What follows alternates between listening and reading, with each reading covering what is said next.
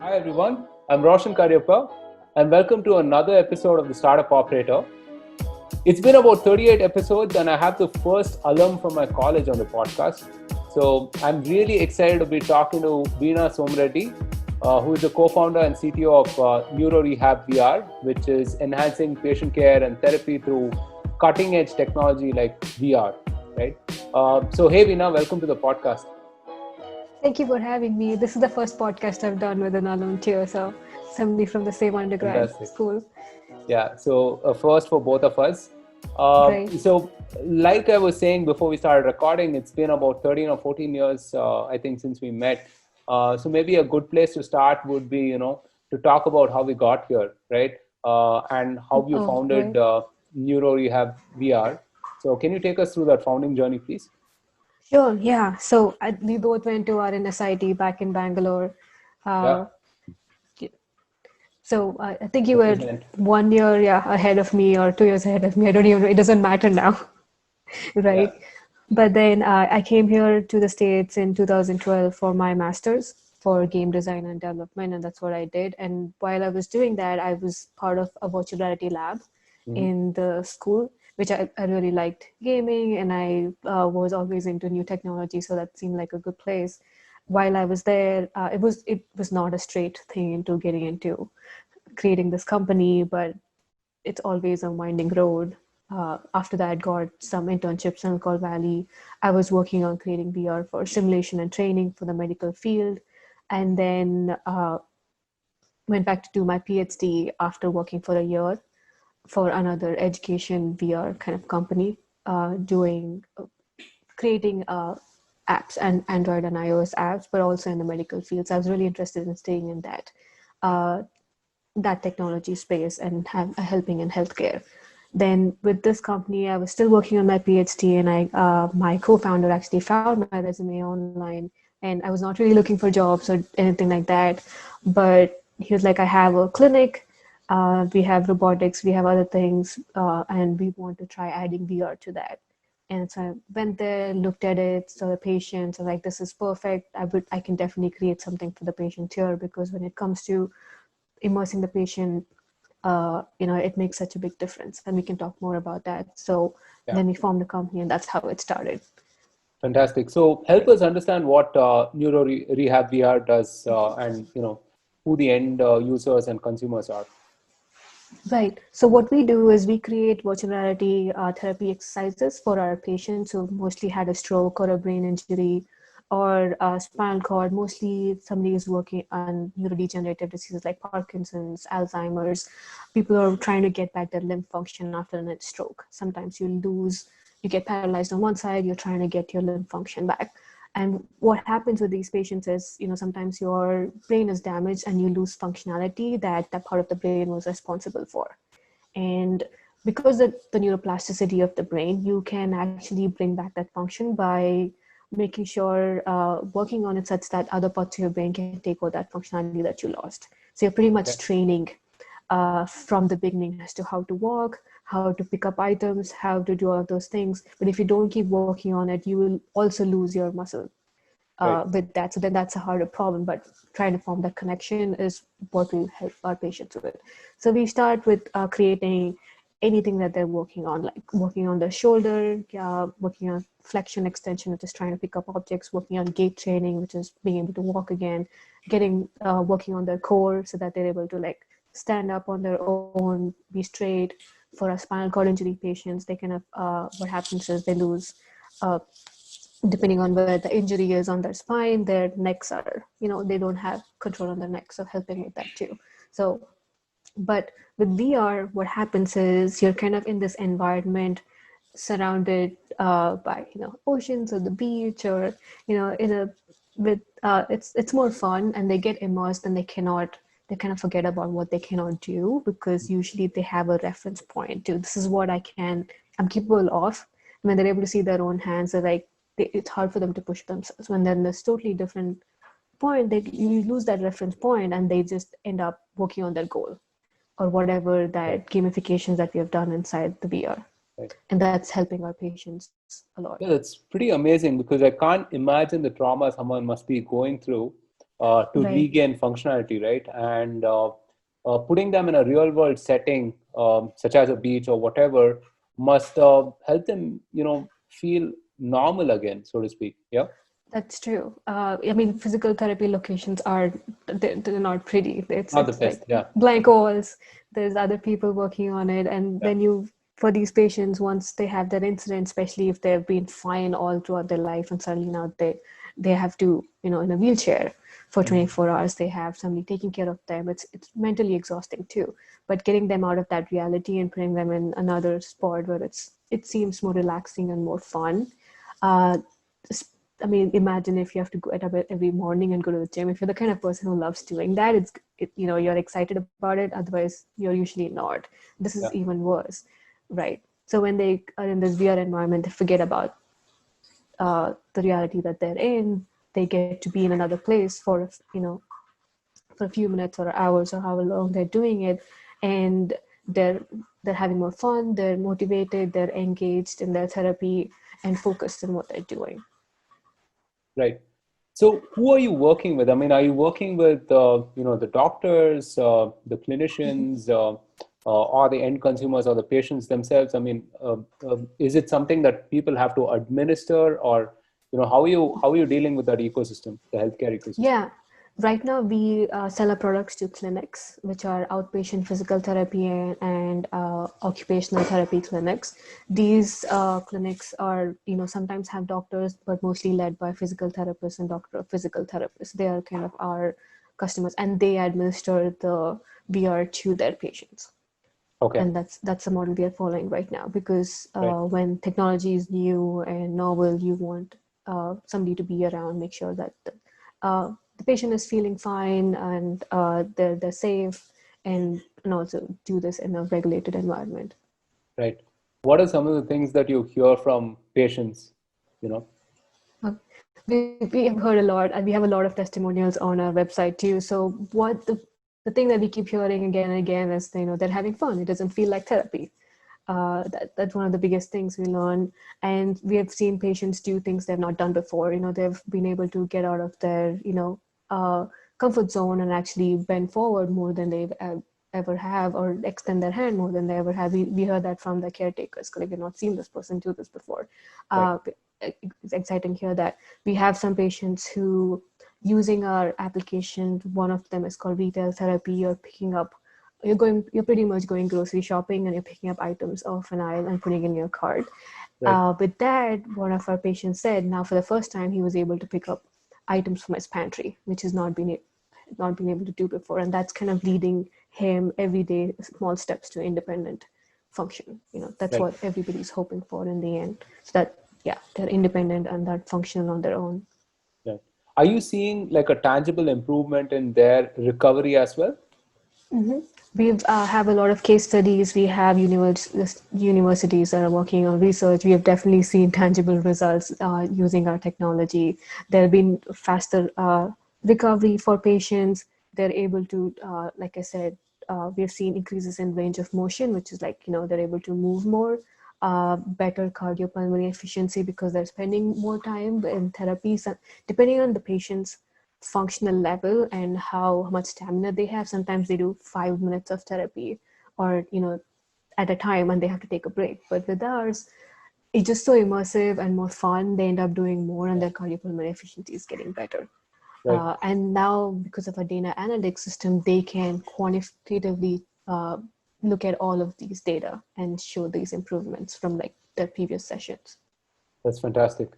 So building a startup is hard enough, but building a hardware startup is like probably 10x harder, right? I mean, it's harder to. Right. It's Sorry, you were saying? Yeah, go ahead. Yeah. No, I It's was just thinking from the perspective of go to market. I mean, you can't really just ship an app or something of that sort. Then there's the whole physical aspect of like moving things to where your customers or consumers can actually consume them. And there's a bunch of regulation, I'm sure, that will apply for physical goes products as well, right? Uh, right. so yeah, I mean, and not to mention, I mean, all of the additional talent, the engineers that you will have to hire who are working in this niche space as well. So yeah, you want to talk us through that? I mean, the challenges of building a hardware startup. Sure. You don't know the number of times I've thought, why did I start a company in a healthcare field that's related to hardware and has regulations? I should have done Yeah, that's something like, easier yeah, the first time around. yeah, and you're at the overlap of healthcare, right? Which is one of the most Yes, regulated industries. Yeah. So exactly. yeah, And it's hard, really hard to be in, get into. It's slow. There's so many things that we have to yeah, come, but that's what makes it exciting too. And yeah. if I can do this and you're kind of hitting those goals and milestones, it feels good in me, and your hard work is actually there's results to it. Uh, uh, so we are considered a software as a medical device. We do not create the headsets itself. We're not a hardware manufacturer of the headset, but we definitely use the headset. Mhm. So in a way, we are creating only the software. Luckily, I do not want to get into the hardware space and actually Okay. make the headset. We rely on the Right. big guys like But Facebook and sorry, but Microsoft. is that bundled though? Yes, it is bundled. So Okay. for our uh, customers, we bundle it, the hardware and the software together. So it does come with its own challenges, because in the virtual reality ecosystem, it's, even though it kind of started off with the Oculus Quest of the Oculus Rift headset back in 2014. I'm still in my doing my master's then. We thought, VR was there, but it's still kind of chugging around when it comes to the headset. We see, I have other friends who are in the same space. They're using a particular headset, and the manufacturer will be like, "We're not making any more of these," Mhm. and that's a The problem that nightmare. Yeah. everybody has been running into. It's not like where the phones are now. Yeah. The phones have evolved Yeah. so much. You just have to concentrate on creating your Exactly. app. Yeah. It's not that we have to make sure it works for this particular headsets, and Yeah. making it hardware agnostic for other headsets is challenging. But it's gotten to a point now where it's more stable than it was a few Mhm. years ago, at Yeah. least. So we know this is the headset we're going to use. This is what will work. And when it comes to transportation, our previous headset was wired, and it needed a laptop, so it was a bigger setup. Okay. And it was not the most scalable solution, but that was the best solution we had. Okay. Thanks to Facebook and Pico is the headset that we use. We have now headsets which are wireless but also have 6 degrees of freedom tracking. Okay. With those headsets, we're able to do exactly the same thing that we could with the wired headset. And it's a much more scalable option too, without too much Right. hardware. And Okay. like you said previously, we do package the hardware and the software together when Okay. we sell. Yeah. I mean, Did I I answer the question? Yeah. yeah, yeah, sort of. I can't wrap my head around, having to deal with 40 different specifications and so on, right? So, uh, um, I've seen Right. something similar with some of the IoT products that are around. I mean, a few friends of mine were building stuff, and you Mm-hmm. know, it's just a hoary mess. So, Right. yeah, so I can Right. completely empathize with what you're having to deal with. Uh, so the product development itself must include a lot of people, stakeholders from the healthcare ecosystem, right? So do you have these people as part of your team, or they're like sort of extended partners and so on? Talk us through building for the healthcare ecosystem, right? So how do you involve these people? At what stages are they involved, and how has the product evolved in Right. the time that you've started this company? So luckily for us, we started inside a clinic. That was my co-founder's clinic that he owned, and that's where we're all working remote right now, but we are pretty much inside the clinic. So we've been able to talk to the patients, the therapists from day one, speak to them about what we're building, show them a game design, say, is this something that you would be useful for you, and go from there. And once we build something, the therapists use it first, try it out, give us feedback, and we iterate quickly. Sometimes it was just like within an hour, they give us some feedback, we fix it, and then bring it back to them. It's like, is this what you were thinking about when you gave us that feedback, and is this better? Right. So we engaged our stakeholders very early on, Mhm. and I feel like that was a big plus for us, because we were not just technologists creating something that we thought the customers would use. We were getting active feedback from them. At sometimes they were telling us what they want, and we were building it. That had been great. And then there are, other than the therapists and the physical therapists and the patients, we have, physical medicine, we have doctors that we speak with, and then there are rehab directors of the clinics that they would buy our systems to, because you have to work within the budgets of the hospitals, make sure this is an FDA regulated industry. So we had to go through the FDA process. We got that done last year. And that's the only point we could actually sell in the market. Right. So it's a long process, but we've been through the biggest hurdles by now. Nice. Really sorry for the interruption. I'm just going to take a minute of your time to talk to you about something amazing. Move fast, break things. All of that is great advice for when you have nothing to lose. But once you have some base of users and customers, you cannot really afford to risk quality. So how do you still ship at lightning pace and delight your users and customers at the same time? Now that's where Bagasura comes in. Bagasura is a super easy way for people to give and take feedback about the product, and most importantly, close the loop. If you work in a design team, you know screenshots suck. But with Bagasura, you can actually get people to give you very contextual and accurate feedback about your UI and your UX. If you work in a QA team, you know 90% of your time goes in reproducing bugs. But with Bagasura, you can get people to reproduce bugs, document test cases, and resolve things all within Jira itself. Bagasura is being used by some of the leading design and QA teams around, and it's brought to you by the good folks at Mulia Testing, which is one of the best software and QA firms in the world. Do check out bagasura.io, that's BUGASURA.io,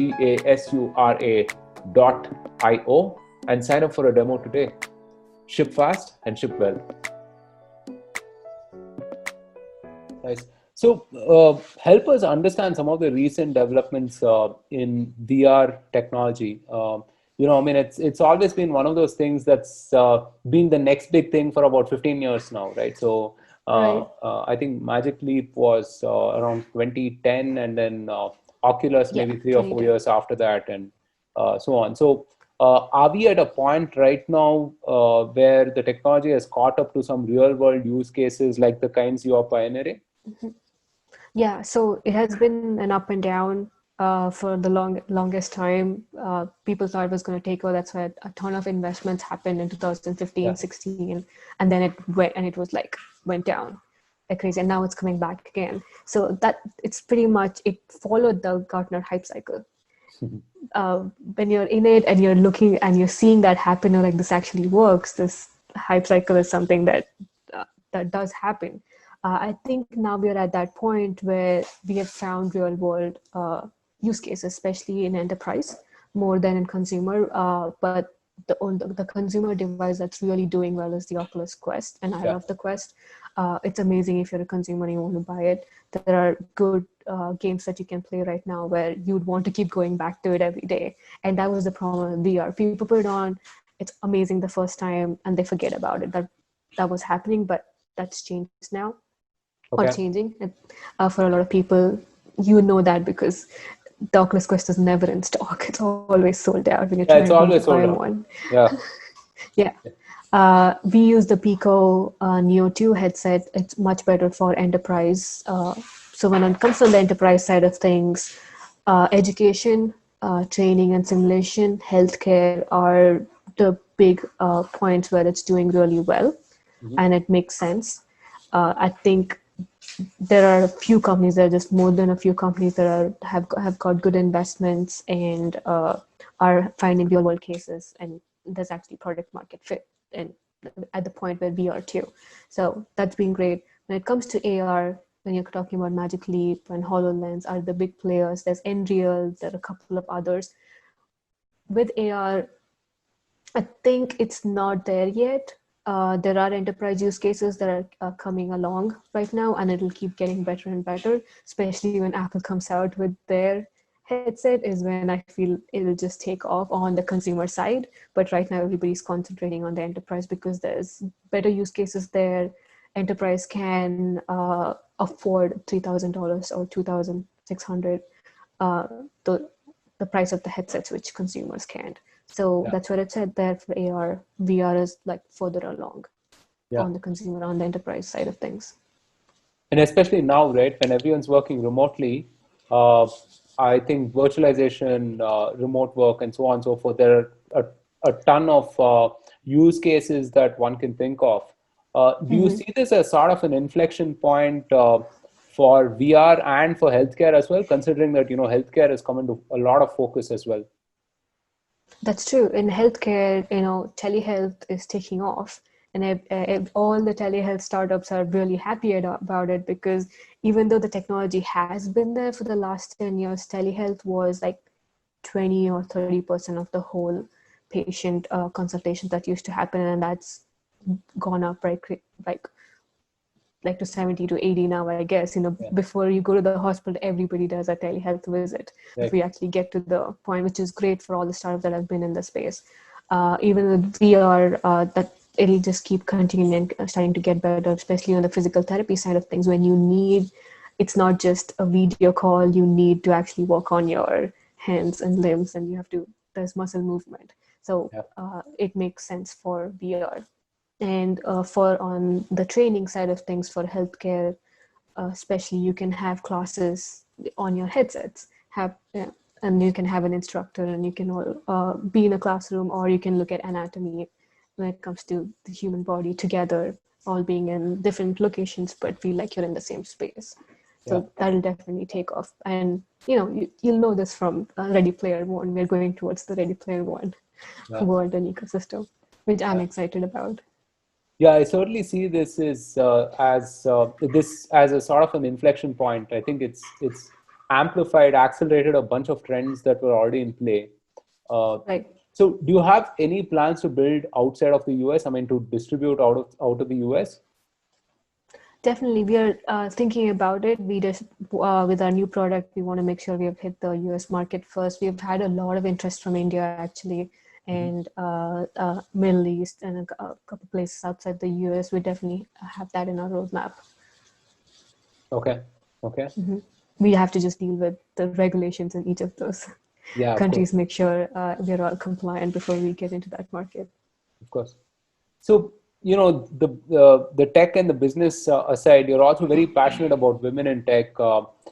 In fact, I mean, you're part of Women in VR in Dallas. Uh, your thoughts on how you can create a more inclusive and diverse workplace? Right. Yeah, I've always tried to do that. Always looking for trying to make my team 50-50. It's not there yet, 50, but I think you just have to start off with, you know, don't look at, their skill, look at their skills, and not, uh, how they look. That's kind of, I start there when I'm looking at resumes. I always look at the skill of the person and how they fit into our culture. I think that's the best way. A lot of companies are trying to do that now. There are so many more organizations who are pushing for women and making sure that they're on the leadership positions. And when there is a women in the leadership position, if you look at other startups, there are more women in the company too. Mhm. Uh, so hopefully that's a trend that'll keep happening. And there are, especially when it comes to VCs, as there are more women VCs at the top and making decisions, venture capital for women also will get better. And that's what I'm hoping for will happen. Other than that, just my team is pretty diverse. Like, we have all ethnicity, like almost all ethnicities. So Right. in the end, and having that gives us different perspectives. Having Americans, having people from immigrants, we all work together, and just because of that diversity, we just have all of these different opinions and perspectives, which I feel like makes our product better in the end. Fantastic. So we're almost at the end of the podcast, and I have a couple of questions related to uh, things that sort of define a perspective, right? So, what books do you like to read, and what podcasts do you like to listen to? Anything that you could Yeah. recommend? Right. I definitely love to read a lot of books. I haven't been catching up and doing too well this year, but the last few years I've been able to like finish at least 20 books per year. I read a lot of startup books and books written by other founders too, so that I'm at least learning and try to not make the same mistakes or learn from their experiences. But I've seen that in the end, you have to go through the experience either way. So those are the startups I read a lot, and I've read a lot of neuroscience books so that I can understand the healthcare side of things for what I'm doing, Okay. and I know the research that's on that side. So those are books I've mostly read. When it comes to podcasts, I think everybody who's in the startup field loves how I built this. Yeah. And then there's This American Life, and yeah, those were a couple startups that I loved. The Journal is another thing that I listen to a lot. Okay. Any book that you would particularly recommend for lay people trying to get into, let's say, VR or trying to understand VR or neuroscience Right. VR and neuroscience. I think somebody has to write that book. separately, maybe separately. Yes, Maybe you could separately. write that book. But right, there is a couple books. I read these 3 years ago, I think, when I started with this. Then it's not coming to my mind right now, but I can send it to you after. There are a couple Sure. Yeah, neuroscience we'll link books that on the. by We'll, yeah. yeah. And then when it comes to startups, there are so many books out there. I like Randy Fishkin. I think it was, what's his book? Oh, I The think Founder's yeah, Journey. Yeah. yeah. Wait, no, that's not it. No, the you're talking about the one that he wrote very recently, right? Like the older one, not the recent one. I really like that book. It kind of gives you a perspective of, uh, I think his how Lost and founders, Founder. Lost and Founder is like Yeah. one of my favorites. I feel like it's very underrated Okay. book, and he lays it out like it is. It's Right. not glamorous. It's a lot of work. Yeah. Uh, um, I think that's something that people have to read. Right. Fantastic. So, this whole year we've been, at least in India, I mean, we've been in a lockdown, and plenty of people are quarantined. What is the one hack that you've discovered in this time? Let's see. I wake up in the morning and I create the schedule for the whole day. Previously, you kind of knew you're going to be at work from 9 Right. to 5, and you get work done. For me, if I don't do that, I think the last few weeks has been we were launching our new product in a clinic, and me and my whole team have been working Mhm. so many hours. But now what I do is I wake up morning. I kind of write in. I start at 8:30. This is how I'm going to work. This is when I'm going to take a break. If I don't do that, it feels like there is no separation between work Yeah. and Yeah. personal life at all. Even though I end up working, a few almost more than 8 hours a day if I add in the breaks in there. So that has helped. So I kind of write it down in a book instead of Trello. I did it in a Trello first, but I feel like writing it down in a book Yeah, it's way somehow better. makes a difference. Yeah, I'm completely the same. So Mm-hmm. I hate productivity apps. I mean, I've tried a bunch of them, but it hasn't really worked for me. Mm-hmm. And Right. so I have these basically. So Oh, I okay. put it on Yeah. post-its and stick it on my deck. I And mean, I have them too, but then I had so many post-its lying around yeah, so I have a on whole my bunch. mind. So I have a Okay. whole bunch. And yeah, the other thing that I've realized is to sort of deliberately take a break, because otherwise Right. you're neither here nor there. And especially when you're Right. working from home, it's a bit of it's a bit of a mindset shift, I feel, you know. That's true. Yeah. So, we're at the end of the podcast, and it's sort of customary on our podcast to ask the guest what they're optimistic about going forward. So, Okay. what are you optimistic about? I'm really optimistic about healthcare taking off, and the telehealth and all of that happening. There's a shift and making healthcare more efficient and better experience for the patient. That's what we are striving for all the time, and I'm optimistic that it's going about it actually happening now, because when it comes in the US, healthcare is messy Hmm. and everybody's trying to fix it. Everybody talks about it, but I feel like there's a real fix coming, especially from the top and from the Medicare side of things, using more technology to make lives better. Right. And I'm very optimistic about that. And people are more open to technology and VR now. And just watching the VR and the AR field progress has been really exciting for me. At some point, I want to have my either Apple Glass or Google Glasses, what we had a while ago, but with better functionality and replacing your phones with a headset or glasses on your head, so I can just do everything hands free, and I Yeah. just have AR around me. Yeah. That's kind of the future I'm envisioning before I die at least, and hoping that'll happen soon, the Yeah. next 5-10 years. Sooner than expected, right? I mean, Right. like they say that we always underestimate the change that's coming up in 10 years. We overestimate what happens in 1 or 2 years and underestimate what happens in 10 years. Yeah. Exactly. So, actually, I can't help but ask, with respect to healthcare innovation, what are 2 or 3 things that could be better? I mean, that Right. policymakers can do, that governments can do, that people themselves can do to make healthcare innovation better. I think the biggest thing, even in India and here, is access to healthcare for people who are probably for here not even under the poverty level, people in the rural areas.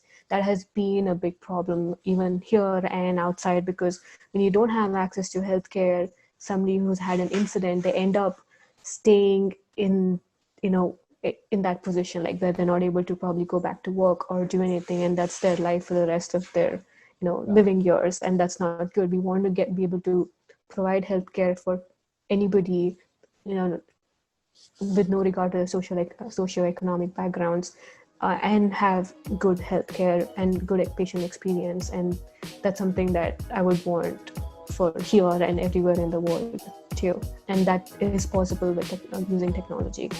Right. Okay, that's a fantastic note to end the podcast on. Thanks so much for your time, Veena. It was awesome talking to you after all of these years. Yeah. Thanks everyone for tuning in. The podcast will be available on all popular platforms. Until next time, stay safe and take care. Thank you for having me.